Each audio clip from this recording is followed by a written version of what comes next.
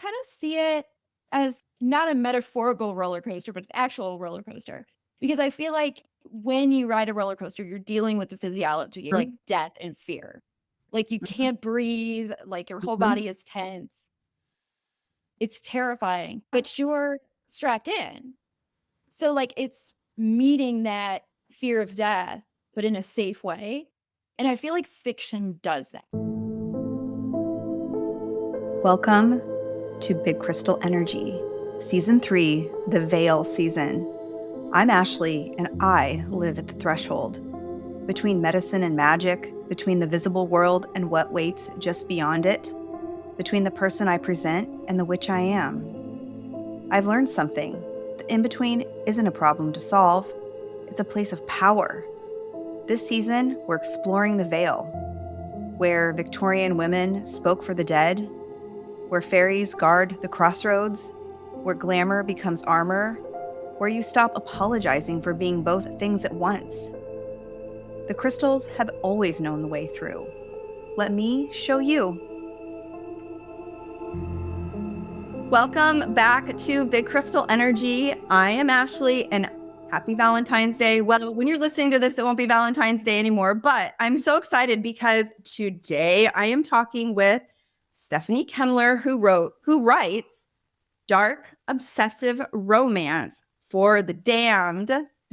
Right. So Big Crystal Energy vibes there. She's the author of the Mina Coffin Duet and The Year of Sin and Smoke, which we are talking about mostly today. And we're recording on Valentine's Day, which feels perfect for this conversation. I am so excited to have you here, Stephanie. I will admit that I am not fully through the book. I have probably like a third of the book left to read, but I have just been so captivated.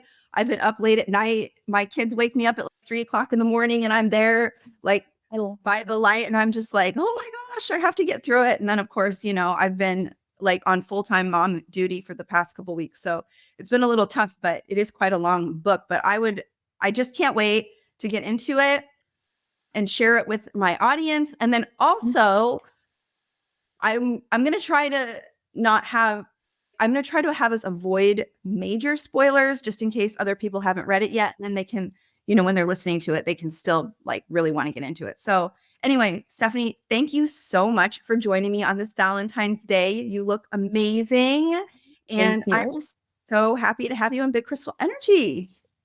I am thrilled because I started listening to a few of your episodes and it is so up my alley. Awesome. And it's really fun and like going back and forth for planning this. I feel like I already have a friend. Like you're so Yes. personable and so easy to talk to. So Yes, I felt the same way. excited. So Stephanie and I are both taking a glamour magic course. And so I originally discovered her through this glamour magic course. And then I saw her book and I was like, oh my gosh, I got to get this immediately. I got to reach out to her. Hopefully she sees my messages and doesn't think I'm a weirdo. Well, maybe she does, but it's fine. And then yeah, we're all weirdos. And so then she so graciously was like, yes, I would love to come on. I was like, okay, fantastic. And then when she picked Valentine's Day, I was like, yes, this feels like the right energy for this book. So I would love to hear a little bit, just like a brief, like high level overview of who you are and, where you are in the world and all of those kinds of things. Sure.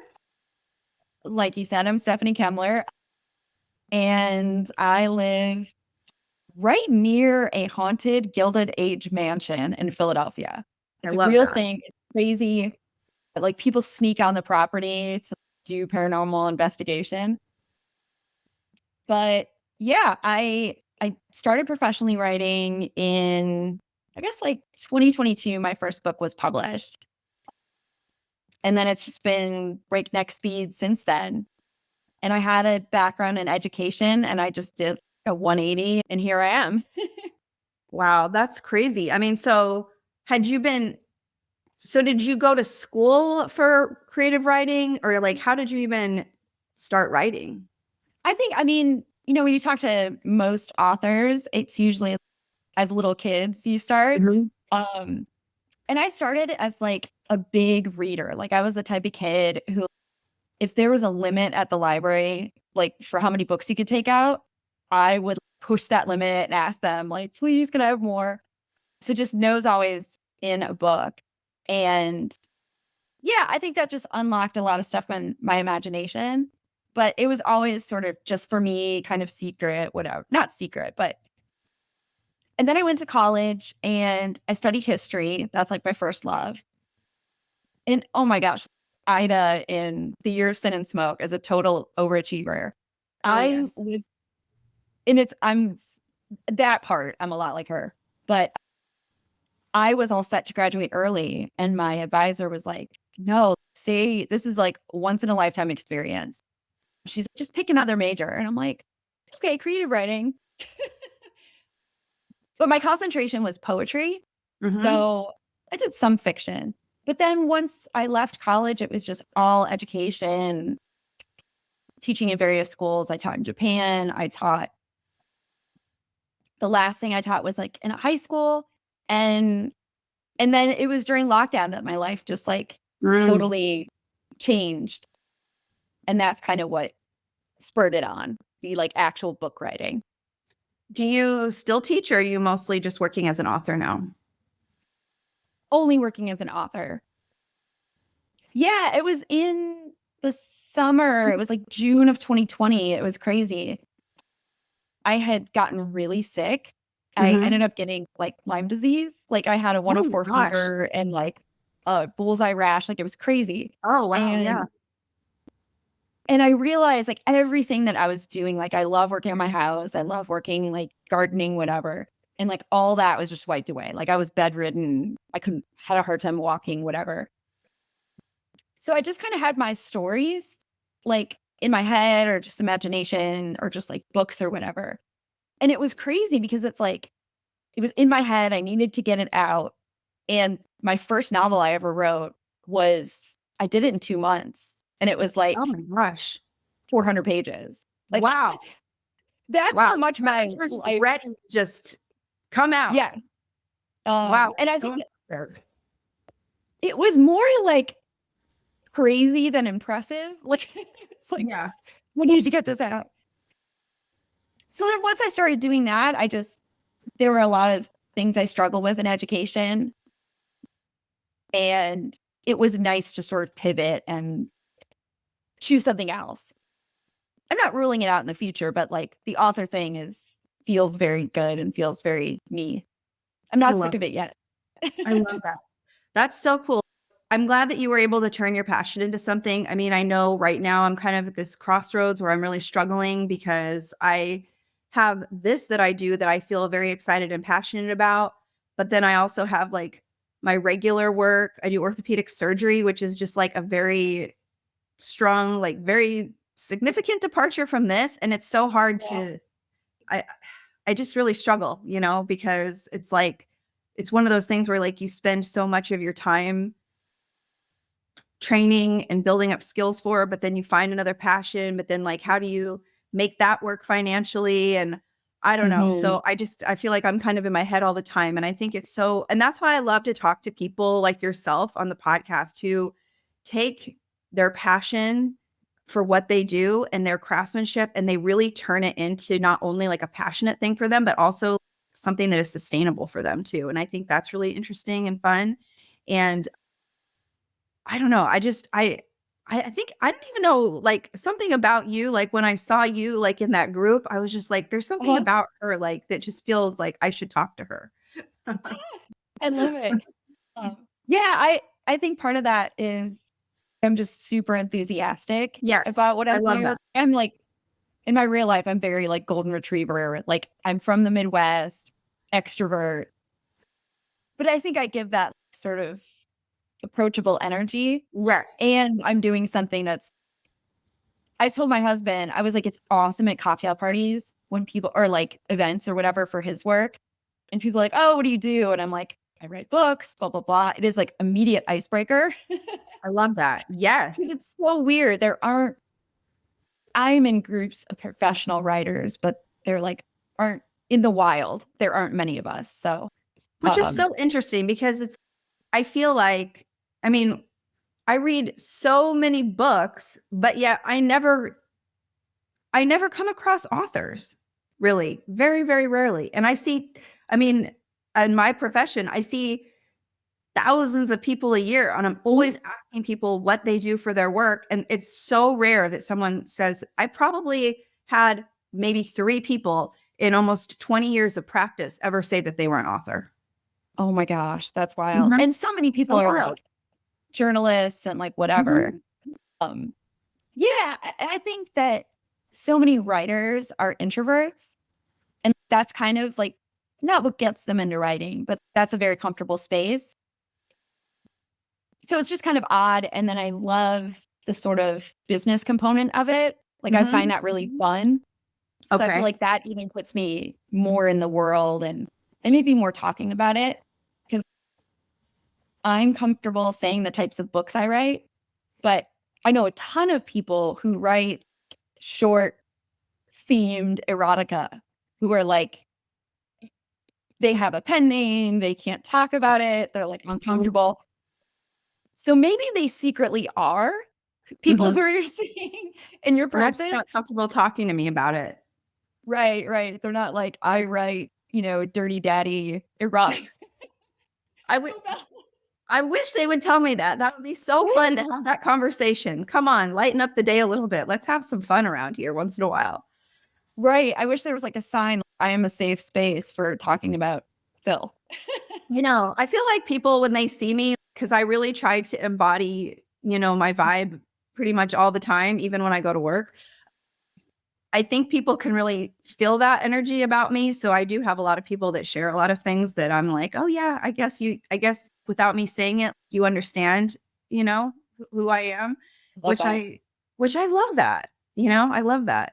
So, I noticed your book, it's Stephanie Kemler and Jillian Dowell. So you had a co-author, which I thought was really cool. And I would love for you to speak to that a little bit because when I was reading the book, I couldn't really figure out how to tell who was writing who because it's so beautifully cohesive. I did listen to another podcast that you were on. I listened to an interview with you. I was creeping on you, I and you love had this. explained a little bit about it. So if you could share that with us, I think that is a really fascinating aspect of your writing in this particular book. You don't have a co-writer in all of your other novels though, right? No, my other books I don't. Yeah, I guess I'll give the setup of the book. Yes, please do. Yes. Let's start with that for people that Yeah. that are So jumping. it's about the very buttoned up. That is like an understatement. Yes, yes, yes. College age daughter of a conservative senator. And at the beginning of the book, like before it happens, her mother has had a stroke. So throughout the book, she's sort of dealing with this extended grief kind of thing. So she hides away in these journals and she starts writing about her fantasies, like the filthiest, craziest fantasies, total freedom. But she knows if they're found out, like it's such a liability to her family's reputation and whatever. And so she's taking a college class and she meets a young man named Lance. She goes to his house. She accidentally leaves 2 of these notebooks at his house. And he finds it and they agree to sort of go through every journal entry and like, reenact it. And that for me is like sweet and awesome and very kinky. But Yes. then his childhood best friend, Itzhak, finds one and he wants to possess her. Like he becomes obsessed with her. And so he takes every journal entry and twists it and blackmails her. And he's, if you don't do, what I'm asking you to do, I'll leak it to the press and blah, blah, blah. So throughout the story, like there are those, like, I guess, dynamics going on. Yeah, across the whole thing. But it's so crazy. So the reason I wrote it and why I started is Jillian Dowell had written this book called Hello Dove. I didn't know her at all. This was back in 2021. But I reached out. It's probably the best book I've ever read in terms of it really rearranged me. And so I started texting her and I was like, oh my gosh, does this mean this? And I love this part. And we just became fast friends. So I started working on this kind of side project, The Year of Sin and Smoke. And the first scene I wrote was like, I closed Hello Dove and I wrote the scene where Ida and Lance are in a museum. Oh, And yes. it's the first time she falls apart publicly. And it's the first time he awakens, like sexually. And yeah, he has these taboo desires. And it just came to me. It was like fully formed. They were who they are. And so I started just poking around with it. And I asked Jillian, I'm like, I don't know if I should write these journal entries or if I should just reference them. And I mean, I could just write them. And it was like total record scratch because she was my favorite writer. Oh, Is yeah. Wow. I mean, that's if I was an independent filmmaker and Scorsese was like, Yeah. hey, what come on set? Excellent. I'll just pop in there and just handle that for you. Okay. So she wrote all the journal entries and I wrote the narrative. And it's so cool because we never intended to publish it. It was always just for us. It was just like a art project. Well, that's so interesting that you say that. Yeah. And I there was just so much freedom and so much, I guess, rawness that I could put into it because I wasn't worried about an audience. And then it's cool because I write out of order. So I would give her just like a sentence cue of this is what I'm thinking for the chapter title. This is kind of what's going to go on.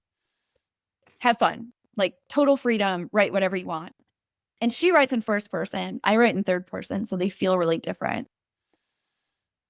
And sometimes she would write something and it would like unlock this portion of Ida's character. And I'm like, I created her, but I was like, Jillian was so amazing at just capturing it. And there were so many times where like these sort of spooky coincidences, she would write something with like symbolism and I don't know, like objects and whatever. And it would eerily match the narrative that she had not read. Yeah, it was cosmic. Pardon? It was so meant to be. And just, Totally. I mean, to have someone that you're working with that really shoot, got some pop up that understands you and what you're creating on that level. And just, it's so synchronistic and it's so natural. That is so magical. I could not agree more. And it was so cute because we self-published. She had self-published all three of her books. And she lives really far from me. And so like I've never met her in person, but we like are texting like every day. We're really close friends. And we did a FaceTime like when she hit publish on like Kindle publishing. And we were like doing a countdown. Like it was just like that is so fun.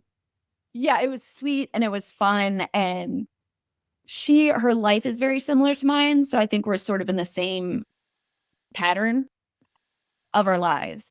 And also she is really, there's so much depth. There's so many layers to her books. And she doesn't write to the market. So it is just fully brave and open and no filter and in the best, most lyrical way. So yeah, it was very like cosmic that we kind of did it. And I think what strikes me is so beautiful about it is that the book is very dark. Okay, it's very dark. It's dark, but you have just this amazing, like beautiful, like sparkly energy to you. And thinking about you guys, so excited, dancing, and you're like, we're just gonna put this like very dark, erotic novel out into the world. I think that's what really gets me. That just sends me. I love that so much. And we're so like bubbly and I think sometimes like I project that too.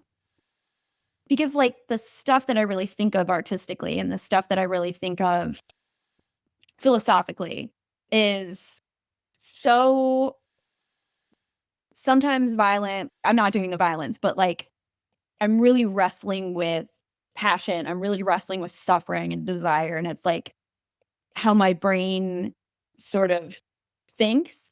But yeah, that's hard to talk about. It is If hard to talk I'm about. if I'm having coffee with a friend who like doesn't know all this stuff, I'm not going to be like, "Oh yeah, in this chapter where Yitzhak was like doing this horrible thing." So I think I need more friends like you because I want to have those conversations. You know what I mean? I feel like that's something that I think about too. Like I too am usually like a very bubbly, happy person, but like the internal dialogue going on in my head is often I'm thinking about like a lot of really dark, esoteric things. And it's so hard to translate that sometimes to people that don't really get it, you know, or don't understand, or they, you know, I mean, some of these concepts that we try to work through or think about. I mean, even my own husband, who's very receptive and open to my lifestyle and things, he's just, I don't know, you know. my husband, I'm sure there's a chapter titled Darkness. I think you've gotten through it. But my husband took a really long time to read it.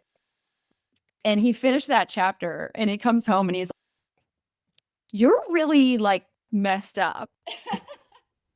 Well, he's horrific.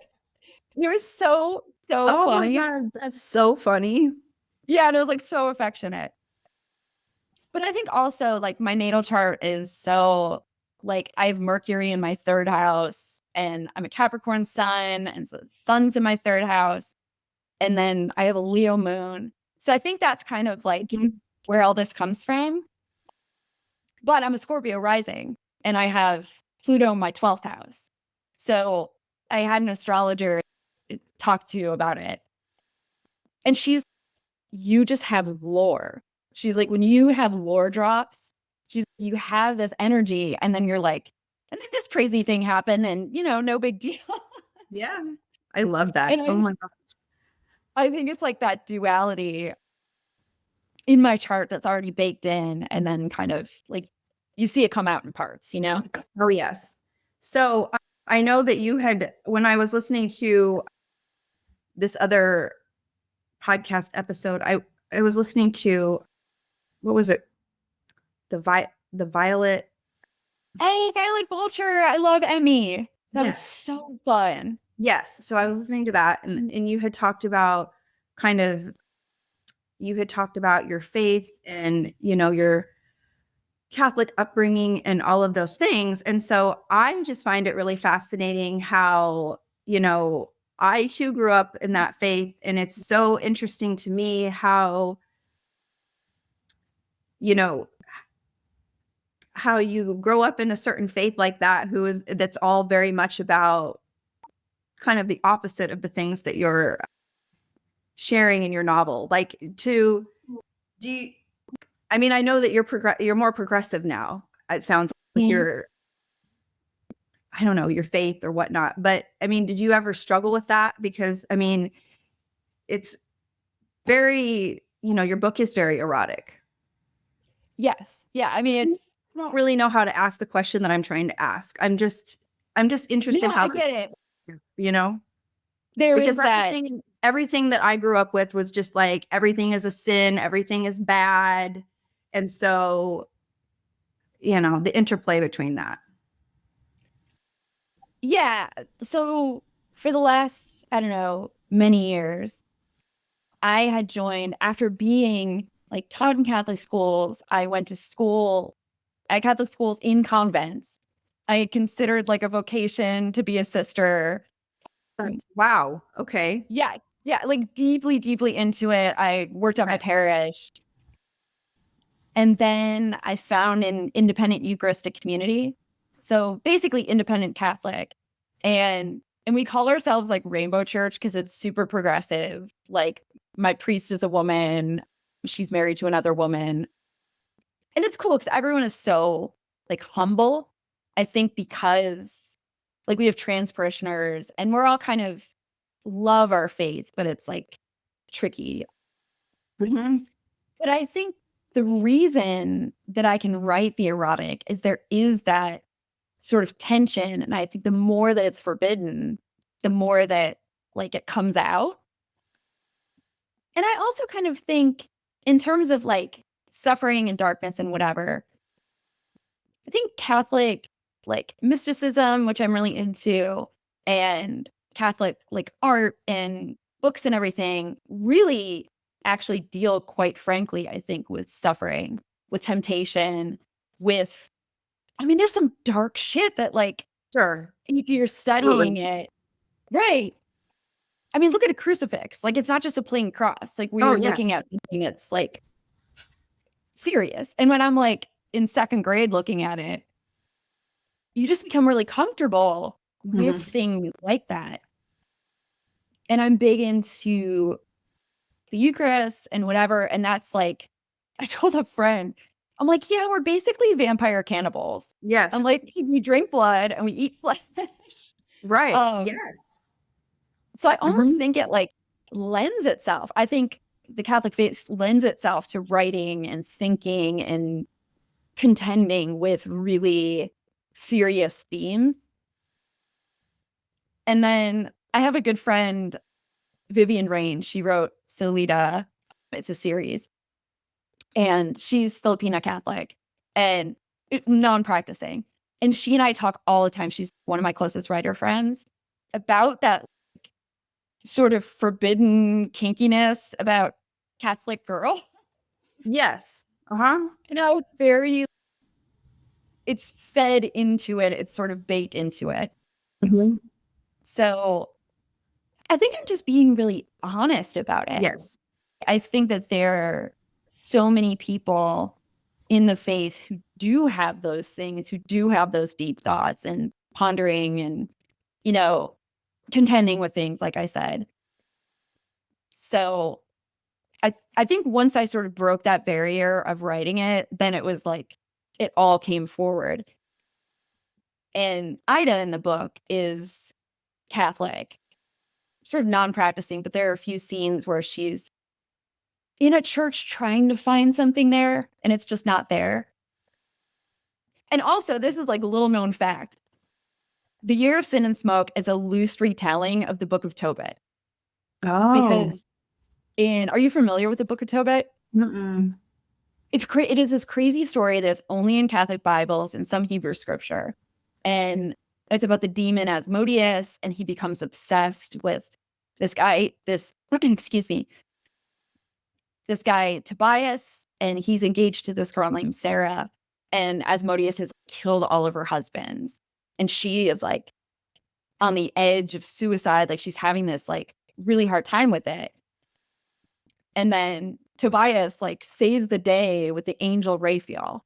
And you can see if you know it, it's planted little bits. Mm-hmm. But in the story, Sarah she's got this little micro part in a whole book. And I've always been curious about that. And I'm like, what must that be like to have a demon obsessed with you and to lose all of like every husband you ever married?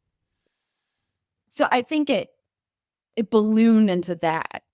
What would this look like in modern times? What would this look like to have this dynamic and have this person? And I don't think it's inaccessible to someone, obviously, who is not No. familiar with the book, but that was kind of, I guess, a little bit of the structure and a little bit of her faith and how I was thinking about it. Yeah, I can totally see that. I mean, I guess I just, I'm thinking like the way that I just like my experience with faith and like Catholicism and like all of the things has just, it's been, I don't know if it's different or it's just, I don't know, it just didn't ever feel like comfortable or natural for me for some reason. And I Mm. don't really know what it was about it. And I think a lot of it's just because of like the places that I was taken to as a child. And I never really had any exposures other than like my church in my small town in Mhm. Nebraska. And, the people there were very, you know, they would come and they would say that they really stood for all these things, but then they would go and they would act completely different. And I mean, we see that playing out in a lot of different things all the Yeah. time, so it's not just confined to that, but I think it's really beautiful, your take on it, especially the honesty that you have with how you explain that for yourself. I think that it really kind of, for me, it really kind of opens my eyes up to it in a different way. And I appreciate that. I hope so. I mean, I'm like, It does. I feel like I've always been a little bit of an apologist for the faith, but then I tell people up front, I'm like, well, listen, I go to Rainbow Church. I'm not like kind of what you're thinking.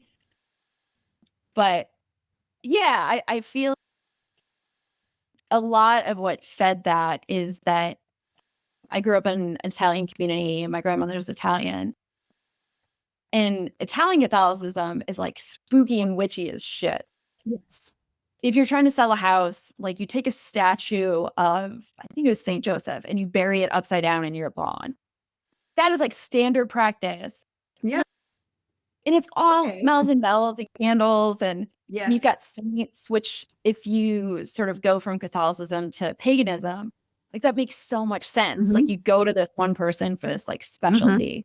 So I think if it's like in a less maybe folk Catholic ethnic environment, it would be, I don't know, less open to that kind of thing. Yeah. In writing insane books like Yes. Yes. So, okay. So in the book, there's this very interesting triangle between Ida and Lance and Itzhak. Also, this just literally popped into my mind. I'm really interested in how you decided to choose their faith, like how you pulled in from that particular community, Itzhak and Lance's like Hebrew community and all of that. How do you pick that?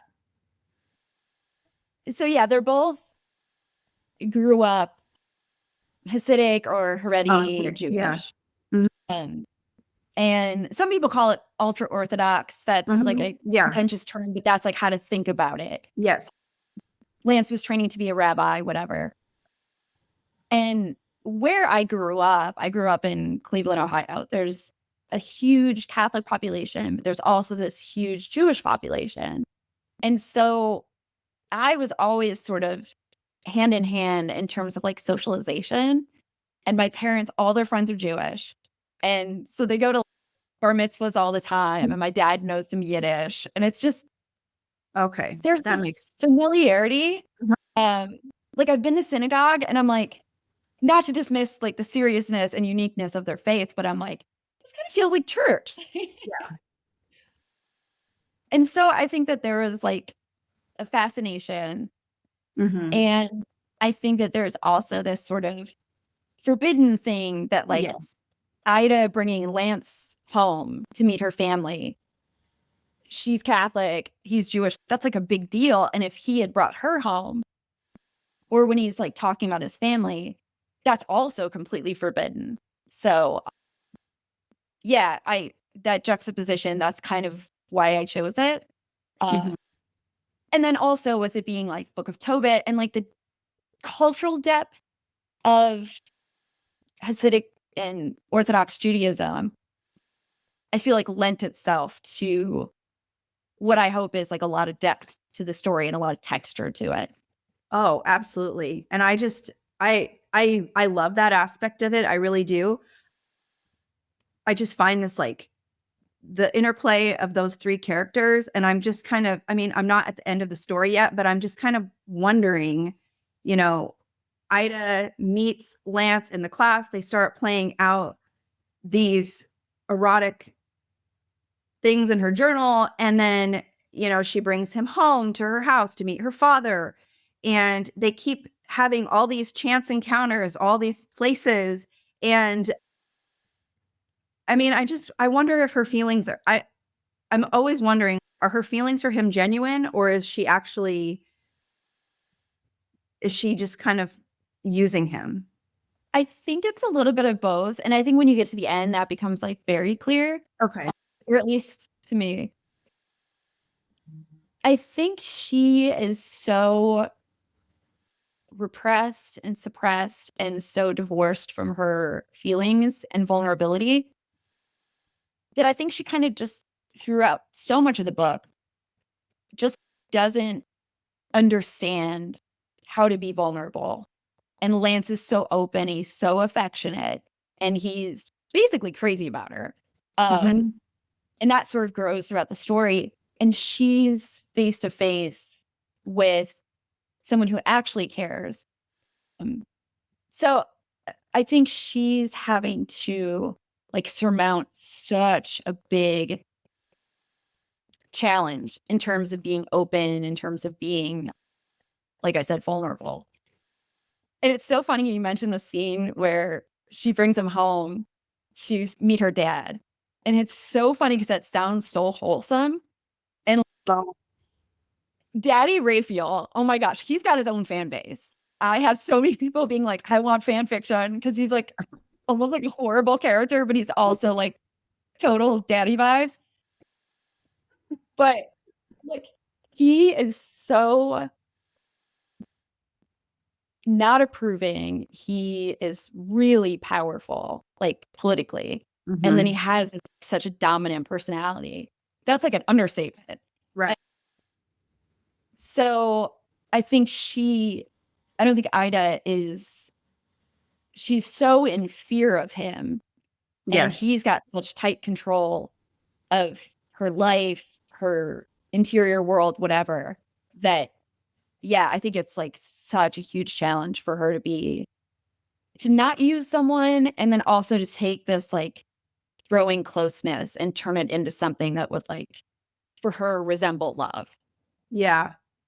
And the other thing I find really interesting that struck me too is that, these characters they're not, I mean, they're young, but they're not super young. And so I just thought it was really interesting that she had all these journals and she'd been writing all these things. And then she's like in her early 20s before she even, and then she meets him. And it was like all of a sudden, everything that she'd been holding inside, she meets this guy. And then all of a sudden, it's just like it feels very like she'd been holding on to it for a long time, probably. And then all of a sudden, it was just like rapid how it just came out so quickly. Yeah. And I think that her, she has so much attached in herself to like desire and suffering. Huh. And yeah, I think Lance unlocks it. And I think she's already stripped raw because her mom is in hospice care. I think that sort of starts the whole ball rolling. But yeah, she does open up to it, I think, because she has had such a strong background in being in this tightly controlled environment. And like I've always thought as a writer, like I didn't realize this until I was like done writing many novels. Um, I really find it interesting how desire and suffering are two things to unlock the truth of people. Like I feel like we're most ourselves and we're the most stripped away with what tempts us and what we Mhm. indulge in. And then Mhm. also like when we're at the bottom, when we're deep in grief, when we're deep in physical or mental suffering, that's kind of the truth of us. This It is is. like my philosophy. And the other side of that is I've always thought that when people are stripped raw, they're at their most, I guess, lovable Yes. and at their most, at their core. And I feel like I do that throughout my books is I strip all my characters to like the basics of them. And then I say, you can be that and you can also be so lovable in a weird, fucked up way. Yeah. Uh, Yes. Mhm. and that it's not the what you present that's like the beautiful thing about you. It's the selfness that is actually like what I find so deep and something I treasure kind of when I see it and when I experience it. So I think that's what I'm getting to the heart of with Ida and Lance and Yitzhak. Although Yitzhak, I don't think there's much lovable. Wow. Yeah, I'm kind of wondering too, is she, because so then, I mean, for readers that haven't listeners that haven't read the book, I mean, some of this could feel a little bit discombobulated, especially with my question asking, because I just get these things that keep popping in that I keep thinking of. But is there a part of her? So he's like coming after her. He's finding her. He's torturing her. He's horrible to her. Is there a part of her that feels like she likes it or she's deserving of that in any way? Never deserving, but if you read one chapter, she's by herself. She spends some time alone. And she starts like touching herself and experiencing herself and everything. And there's something about Yitzhak's possession and his violence that is to her even more forbidden than her fantasies, that is so erotically charged. And I think her language is kind of violence because It seems like it. Yeah, and she's in a secret society. Like this is this made up like Ivy League college. And she watches this sort of like fight club they have. I'm making it sound so much more like a blockbuster movie. It is not that at all. But she is so amped up by bloodshed and violence, and she's got so much anger. And she was raised by a violent father. So I think that there's a part of her that recognizes and knows and feels reflected with Yitzhak. And he knows that, and he's trying to like bring that out and coax that out in her. And yeah, I don't clearly don't think she deserves anything that happens. Right. But that's her, like, I guess, vocabulary. He's speaking to a language that she knows deep in herself, that she's not willing to admit that she possesses and that she's a part of. That Yeah, that makes sense. I mean, and then in regard to him, he's supposedly best friends with Lance since they were children. So what possesses him to go after her in that way? It is such a triangle, right? So, what is it in him that possesses him to be like that? I think he's baffled at why someone he considers weak and someone he's preyed upon. And as you read it, you realize that he has a long history of sort of being a predator, and he's always objectified Lance. And I think, yeah, it boggles his mind that someone he sees as, in a way, an equal who speaks the language of desire and passion and violence. Like, why the hell is she with this weak boy that I've been able to take advantage of? And that creates this sort of forbidden obsession. Got it. And then sometimes I think he's got nothing better to do. Because he's older, he's sort of older a little bit. And maybe he just doesn't have enough going on in his world. And it's a fun game that he's playing, this game of torture, this cat and mouse. Yes. And I think he's finally almost met his match in Ida. Yes. And he wants to tear her down, almost like I'm obsessed with the ballet and the symphony Firebird. Stravinsky composed, Nijinsky choreographed. Like, I'm deep into it.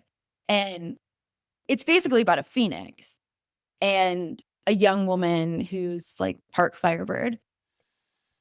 And I think that Yitzhak wants to burn her to the ground until she sort of rises from the ashes and she is just as awful and just as corrupt as him. And it's almost in a way, and I don't say this too much, but it's sort of this like Hades and Persephone, like he wants to capture her and rapture her. Like he doesn't care how he gets her. And then she becomes like a goddess of the dead, and a goddess of the underworld. So they are elevated. So a very similar place, similar thrones. And there's so many different ways you can interpret that myth. I mean, we've been doing it for thousands of years. Of course. But there is that kind of being possessed to rise up and have equal place on a throne. I mean, and as you're speaking to that, you know, I think where I was sharing with you before we started our podcast today, you know, the part in the book that I ended at was where there is this portion of the book where Lance kind of reveals to Ida that he had his ex wasn't just an ex-girlfriend, it was actually an ex-wife, and she's taken her life. And he was talking about how he notices that Ida has her ears pierced now or something. And I guess at one point and then the earrings were these pomegranates. And then all of a sudden she's looking for and then Ida had the earrings, right? She had the earrings. I thought at that point she was wearing those earrings, but she must have been wearing different earrings at that point when they were meeting and talking about that. And then she goes back to the room and the earrings are sitting on her bed. And I'm assuming that Itzhak put them there. Yes. And it's like a way that he taunts her, and a way that he says that I'm really the one in control. I'm really the one like pulling the strings. And I love this sort of theme of like ownership over somebody. And in my previous series, it's like a whole thing. It was the Blood Mad Duet. And I published, which is so great. I published my first 2 books in 2022 on Valentine's Day and 2023 on Valentine's Day. That is so cool. It's a really special anniversary. But over the summer, I negotiated my way out of my contract with my publisher. And it was very amicable. Like, we're actually friends. So I'm going to republish those and self-publish. But that's the story of like sort of a group of like genetic vampires who are in this like underground society, but they're also very normal. Like, they live in suburbia and whatever. And the main character is Mina, definitely named after Dracula.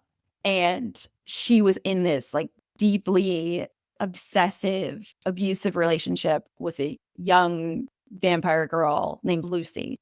And Lucy spends like the whole book trying to possess Mina and keep her. And like, it's more sort of ghoulish and fun and gory than in Years and Smoke.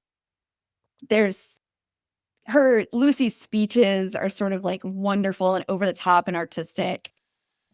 And because she's got fangs, there is that like separation of reality. And then, I don't know, she's much more like possessive, feminine, in this almost femme fatale way. And that's, oh my gosh, it's so fun to write. I love like watching you have the joy, like the sparkle in your eye about your characters is just, I love that so much. That is just everything. You have to fall in love with your characters, because I'm sitting like, I'm not a writer, but I mean, I would think that you would have to, in order to bring that complexity to them. You have to really fall in love with them. You have to really understand them. Yeah. And I always have a bunch of projects going on at the same time, and I try them out to see which ones sort of have legs and that I'm going to sink myself deep into. And yeah, if I'm going to spend with Sin and Smoke, it took us 3 years to write it. Oh my God. Yeah, the first draft of nice. It's chunky. It is, but it's so good. I love when he finds the right readers, because like people who that book connects with Mm-hmm. are like so enthusiastic about Mm-hmm. it. But with, yeah, I think I spent a year with Mina, but I'm revisiting her. So that's been 4 or 5 years since I've had this relationship with my character, Mina. And yeah, you have to fall in love with the atmosphere and the characters and the story, because otherwise you wouldn't spend years with them and pages with them and sort of like be obsessed with bringing them to other people. And yeah, there's so much mirth and there's so much joy because it's, I don't know, I see them as a reader and I love Yes. giving little secret gifts to readers. Mm-hmm. And I feel a lot about the Mina Coffin duet, which is this new series title as I'm re-releasing it. That, yeah, that's more entertaining, I feel. And that's more like you're sort of cheering for some characters and there's like this satisfaction with other scenes. And so, yeah, I love my characters. Like, even writing Itzhak, there's a scene where he's in a labyrinth and he's speaking to Ida. And there's one paragraph that I think is the best thing I ever wrote, like in my life. And he's sort of like talking about how he's going to possess her and he's going to make her his and all these things. And it was so awesome writing that.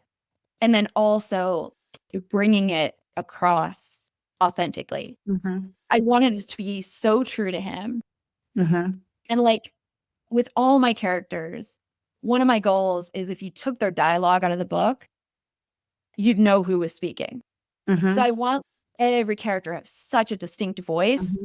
And even though like Itzhak's a monster, it was so fun to make sure that he had the exact phrasing that he would use. Mm-hmm. But gosh, I could talk about this forever. We Geek will. out about writing. This is We could awesome. we could talk about it forever. I don't know. It's such a complex novel. I mean, it's hard to fully explain it, within the course of a podcast. And so that's why I really encourage if you're someone that's like me, you like dark academia, you like things that are just a little bit darker, mysterious, but complex. But there's also, I mean, but it's also fun. It's also fun because that it is, at the end of the day, it is a fiction, but it also feels like it could be potentially very real. I mean, especially when we're thinking about, you know, politicians and probably what their children actually go through. I mean, this is probably not that far of a departure from that. And these religions where people are very, they have a lot of different rules and standards that they live by. So this isn't that much of a departure from that. And that people probably experience these things, like, even though this book feels dark, like people are probably really experiencing these things, maybe not on this level, but like the passion, the eroticism, like they're experiencing these things all the time. Yeah, and I kind of see it as not a metaphorical roller coaster, but an actual roller coaster. Because I feel like when you ride a roller coaster, you're dealing with the physiology of like Mm-hmm. death and fear. Like you Mm-hmm. can't breathe, like your whole Mm-hmm. body is tense. It's terrifying, Yeah. but you're strapped in. So like it's meeting that fear of death, but in a safe way. And I feel like fiction does that. Mm-hmm. I feel like, especially the type of fiction I write, where I feel like I'm sort of, I almost think of it as like being a psychopomp. Like I'm taking you through this underworld. Um, but there is that distance. There is that, those Mm-hmm. rails around sort of it being actually dangerous in a way for a reader to experience what they've either experienced or something that you're curious about or something that relates to them, and then close the book and feel like, okay, I touched that experience, but I'm safe. Right. Mm-hmm. So yeah, I kind of feel like I'm bringing people through that, but also with that distance that fiction brings. Oh yeah. I mean, you can have this like crazy experience and then feel okay. But you're just like, whoa, that could actually, I mean, I don't know if it could actually happen, but you also feel like there are moments of it that just feel like so true that could be real. Mhm, You know? mhm. I mean, even for me, I went to college at the University of Kansas in Lawrence, Kansas, and the college campus is just like just very beautiful. And every time, like, I would, your scenes in the book, like, I could imagine myself like in the library at my college, in the stacks. And it just had that like energy to it, like that kind of is reminiscent of that time in my life, right? So it kind of triggers those memories, not in the same way as what you're explaining in the book, but just the Mhm. scenery and like the way that you make it all look like. I was thinking about, they're on their campus and it's cold outside, and I was thinking back to like my freshman year of campus, and I'm running around in the cold and like running into the library, and oh gosh, how amazing would it have been if I had some like passionate love scene in the library with some Right. guy that I met at school, It's funny because I met my husband in college, and a lot of the buildings are based on I went to Case Western Reserve University in Cleveland, which is funny because it's primarily like an engineering school, and I was one of the misfits who was doing like history and poetry. But there's this old medical school library, and there are stacks, and I based that entire scene, not what happens, but Oh, sure. the Okay. the feel, right. Readers, beware. So it's so fun because people would go there to make out and like whatever, Uh-huh. because it's in the basement. Not many people go there for any like real reason. So that was fun. And I by the time I was done, I fell in love with dark academia in terms of a genre. And it's funny because I've read a bunch of dark academia, and I read a review of one, and it said this felt like a community college with fog. And I'm like, that's like how lightly Oh my stuff. God, I'm dead.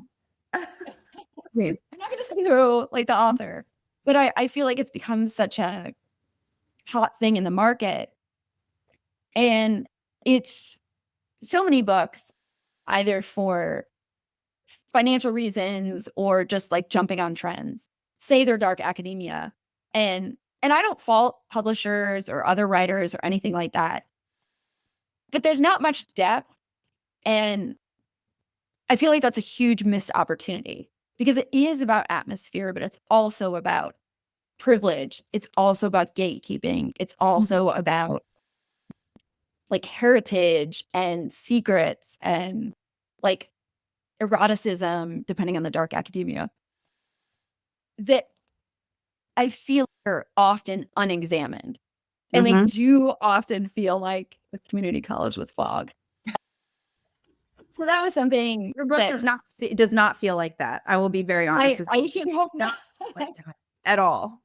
No. And I feel like Ida defines herself like I did at that age in academics, and her identity is in academics, and her like parlance is Cicero, is I don't know, Gertrude Stein. Like she's speaking that language, and that is the alphabet that she's using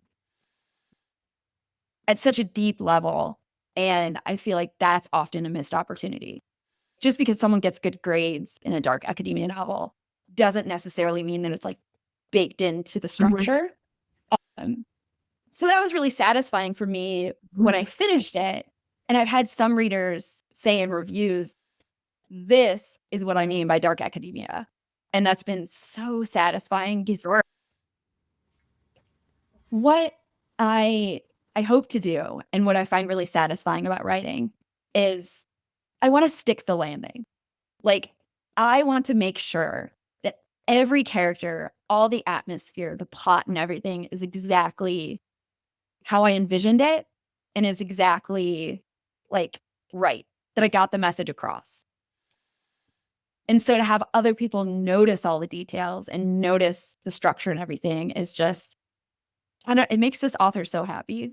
I just love it. Imagine. I mean, because Because a lot of people really, I mean, a lot of people just read books and it like just very superficially, and they're not really appreciative of all of the nuance and everything that goes into it. And I try very much to be mindful of that because, you know, I know that that is a big part of the for the writer. Like that's a big part of it. You know, it's not, I mean, it is fine for people to read things and take it very superficially. I mean, that's fine. I mean, you have to expect that Yeah. that's going to happen, but it's really fun when you're able to really sit with a book and you're really able to like really par out all these little things that make it really special. It's a goal of mine too. I mean, I have all these damn goals, but it's a goal of mine too to have any of my books be able to be read on two levels. Because I read so much for just pure entertainment. I don't want to cross-examine it. It's just, I'm such a reader. Like, it's so fun. So for people, especially with the Mina Coffin duet, if you want to do a straight read of a vampire paranormal romance, I do. you can do that. And you can have fun. But then if you really want to dig deep, that it's there. Like that there are these layers, there is this symbolism. So I think that that's where my background in not just academic writing, but like trained creative writing comes in, because I am putting that symbolism in it. And I am, you know, putting these little pockets and these little caves of interest in literary fiction. And that's what's been tricky, I think, with finding a genre, is that I write in a literary fiction style, but it's very genre fiction in what it is. So I guess in terms of the market, it takes a special kind of person, I think, to appreciate and have affection for both that literary fiction kind of style and then also the enjoyment or the Schadenfreude or like the whatever you're experiencing with the book. And yeah, I mean, I get reviews and comments, and it's so cool for the people who read it for entertainment, and they're just this author I love said in her review, I'm just trash for vampire fiction. And I'm like, yes. And she read it on that level. And so that also makes me happy because I want people to get out of a book what they're hoping to get out of it. It makes me so happy. And I could talk about my vampire stuff all day too. We'll have to have you back on and do a whole, we'll have to have you back on and read your vampire books because I love some vampires. So I'm fully into that. Good. I'm glad. And I invented a whole ass religion. Oh, I've got even better. Okay. I've got scripture. I've got liturgy. I've got like all these different things. And then Mina she's in her early 20s. And she's kind of like alt girl, semi-grunge, and also sweet, but feral. And so it's fun putting her in that environment with this centuries-old religion. And yeah, I think you'll get a lot out of it. And I will make sure to put a book aside for you. Oh, I cannot wait. I mean, what's it like to be in your mind? I mean, are you just constantly is your mind just constantly just like spitting with stuff? It is both a quagmire and it's confetti. Like it's both this like disorganized, like morass of, I don't know, these deep, crazy things. And then also like my thoughts are like, popping up and I find inspiration literally everywhere. Yeah. If I overhear a conversation, I've gotten a lot of inspiration in dreams. And that's like a cool sort of mystical thing that I love about writing. But I can get a song lyric or, you know, a book I'm reading, one sentence, and I'm like, confetti goes off. And I'm like, okay, I can take this in a million different directions. And it's so like joyful. Like I really love the act of creation and how I could have something that was in my head, purely imaginary, and then have a book, have it be a physical thing in the environment. feels so like actual magical, like witchy magical It is. to manifest or whatever this physical thing. And it's, yeah, being in my mind's a mess. Like I wouldn't recommend it. I mean, it is so like witchy, so magical. You have this thing and you can actually like swirl it together, put all these things together, all these thoughts, all these inspirations, and then actually create something solid and material. And then take that idea and share it with people. And then they create all their own interpretations. And then they can have their moment. Like maybe it's just one sentence in your book that inspires them to write their own story or create a song, or it's just like this whole cool like circle that just this spiral that just keeps on going and going and going. And I just find that, I mean that's what it's really all about though. I mean, to me, I think that's what life's all about. That's how I get my inspiration too. I mean, I find inspiration from, like the most random things all the time. Yeah. And I think that that's what's so, I guess, humbling about being a writer is that we writers are meaning makers. Like we're taking a chaotic, disorganized world and like squeezing out every last drop of the meaning of it and interpreting it for people in a coherent way. And I find that almost like borderline vocation that Yeah. like, I've gotten that gift, and I've also gotten the gift of being able to like execute it and like put it on paper. So yeah, to create and then to inspire is just, it's so humbling. And I've had a reader do fan art of all my books, and Wow. that, oh my gosh, you should see the ones for Sin and Smoke. They are adult. They are amazing. Okay, ready for that. That scene in the library is depicted. But when I first signed with my publisher, she's, what are your goals as a writer? And I'm like, for someone to write fanfic about my books, like New York Times bestseller, okay, cool. I feel like that's, playing the lottery. But Yes. to have someone connect so much that they're actually Like want to create something out of what you did. Yeah.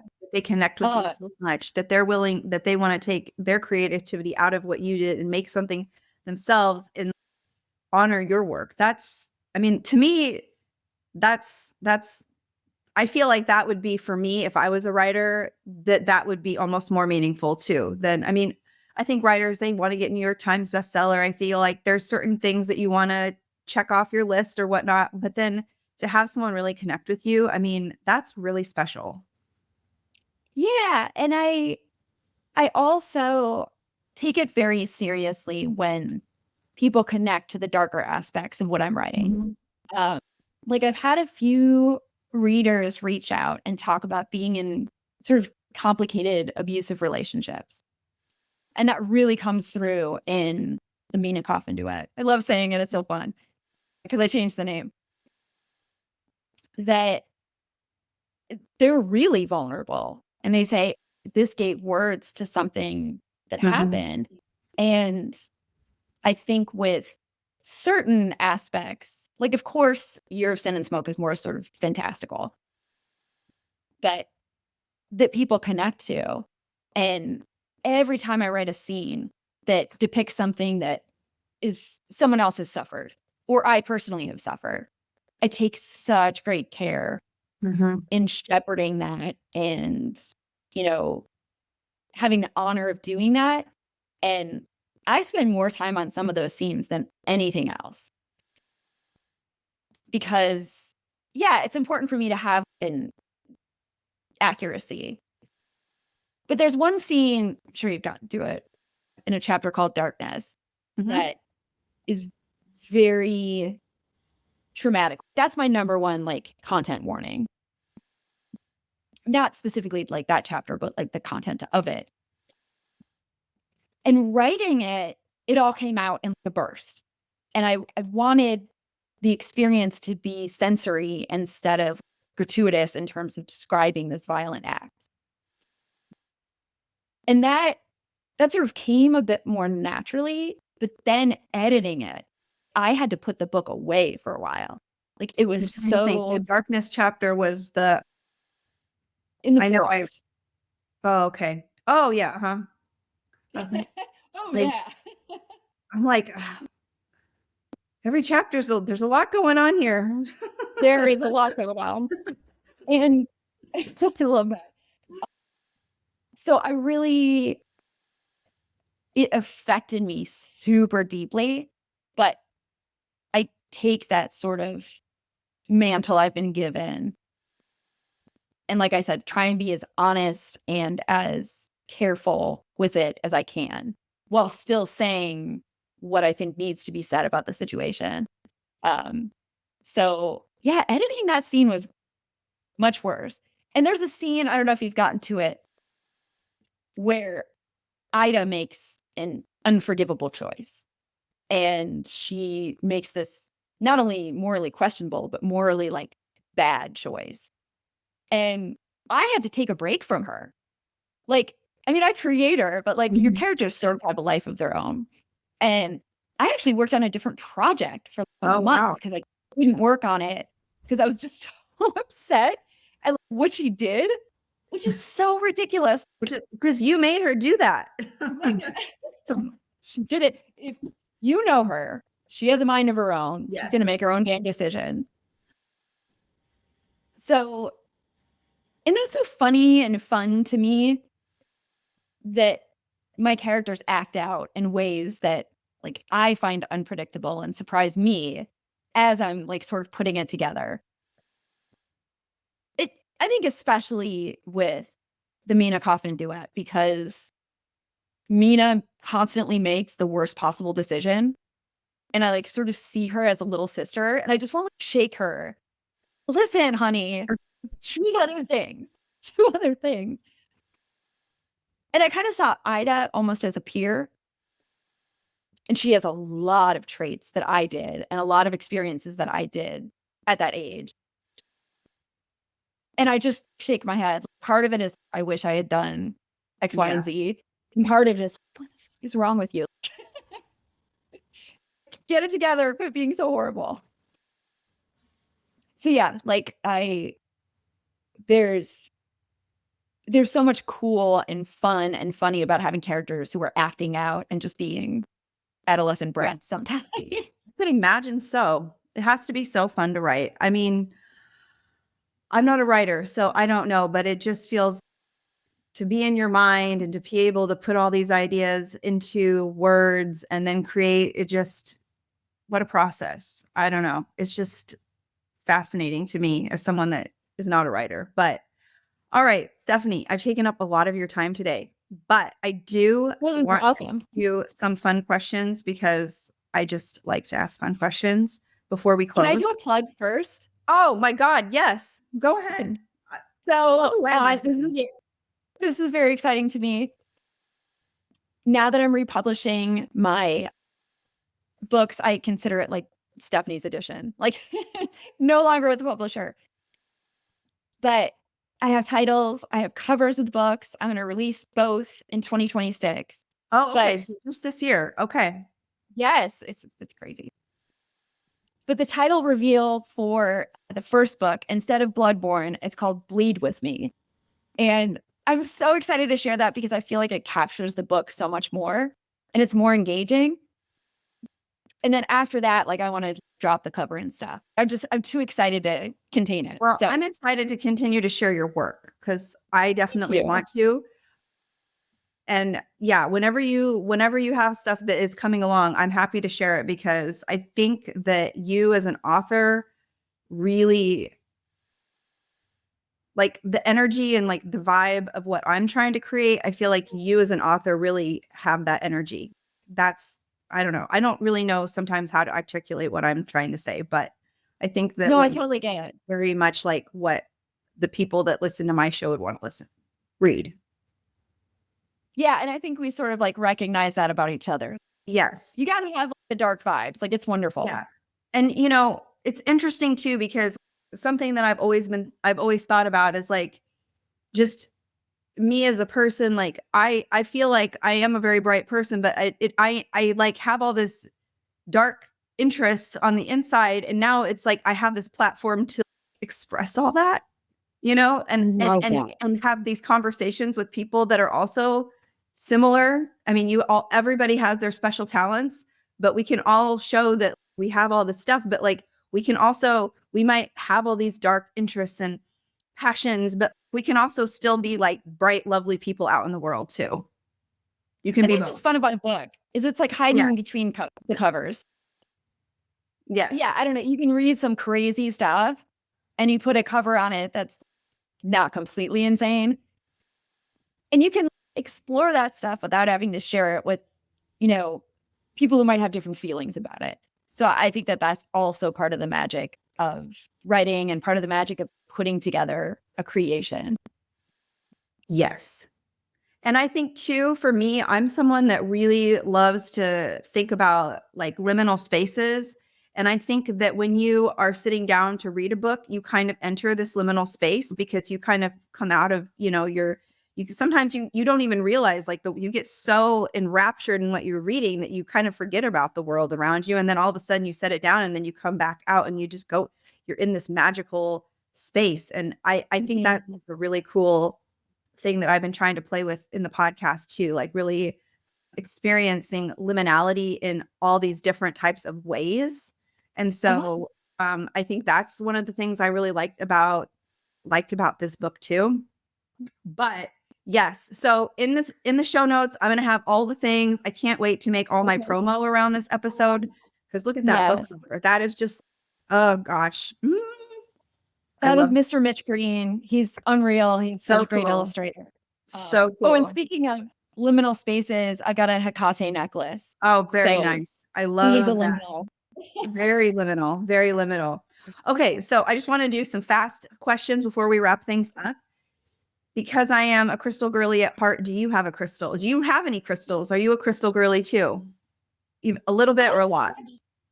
I'm not much of a crystal girly, but I really love them and appreciate them. I don't use them, I think, as much as other sort of magical practitioners.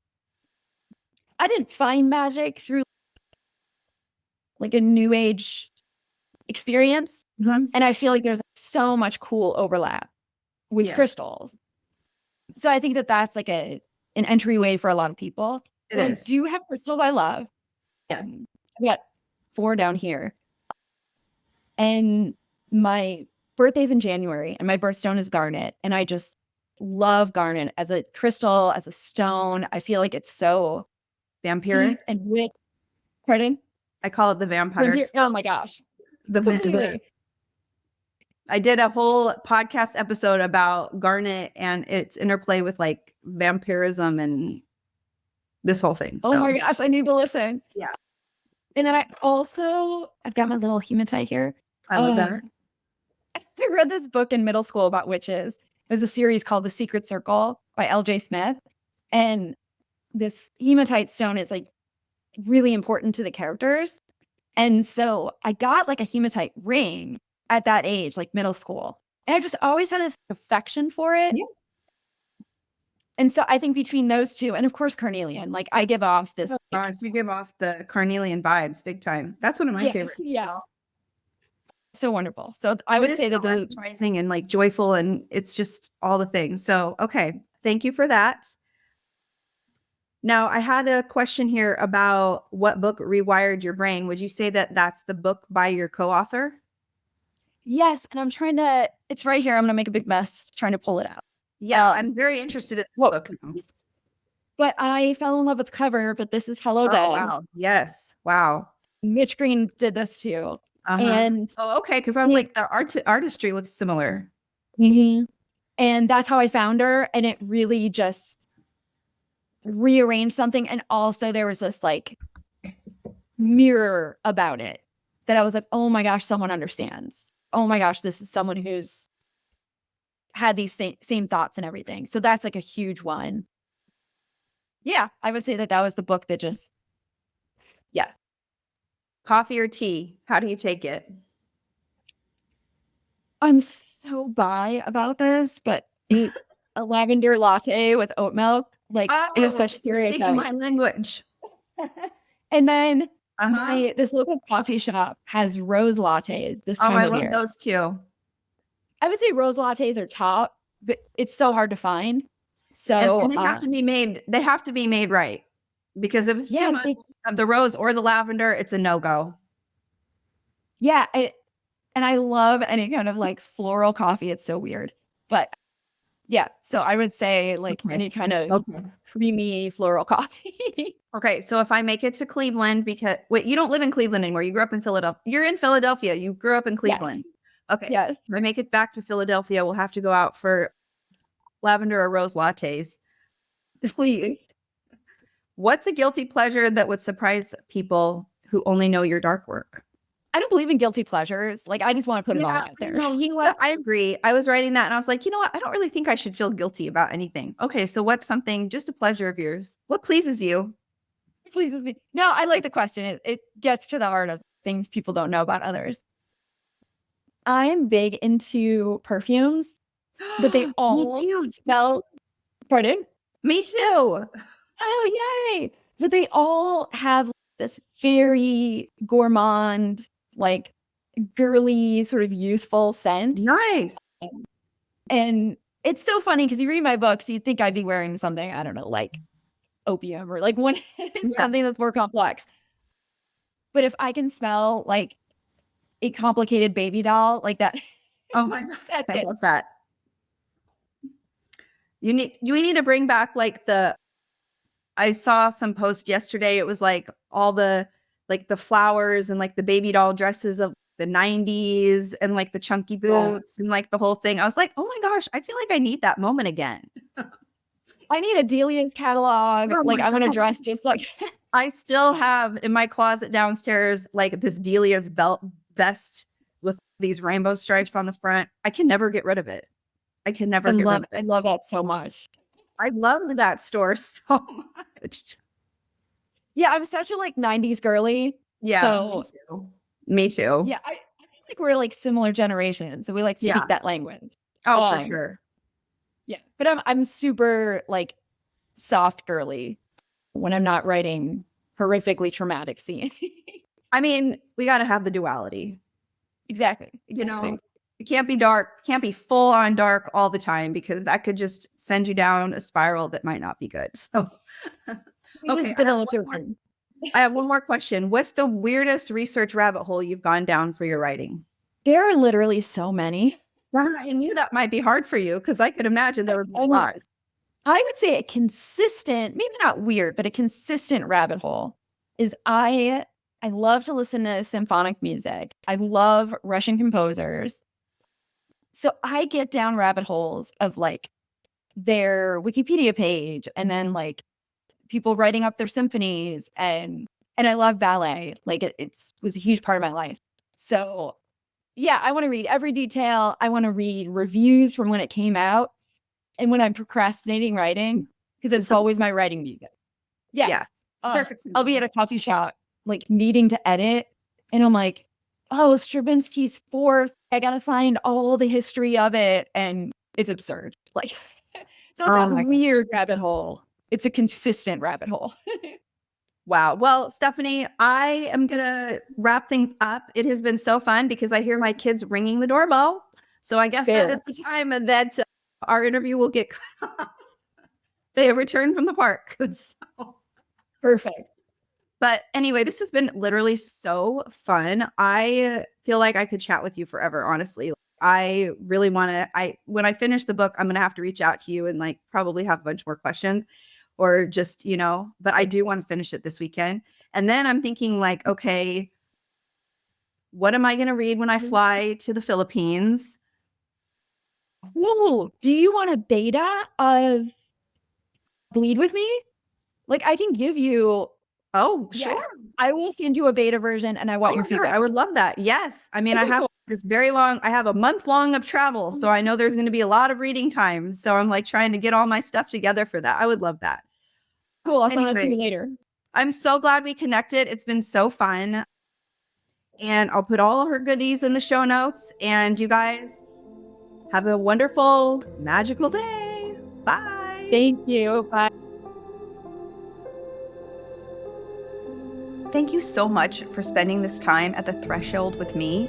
If you want to go deeper, follow me on Instagram at mystical.mama.ash, where I share daily crystal magic and behind the scenes of this liminal life. You can also find resources, previous episodes, and ways to work with me at bigcrystalenergy.com. We're also on YouTube at Big Crystal Energy Podcast. And if this episode resonated with you, please rate it and review it and share it with a friend that you think would connect with it. It would mean so much to me and helping build this beautiful community of other magical friends and crystal workers. Thank you so much. Until next time, bye.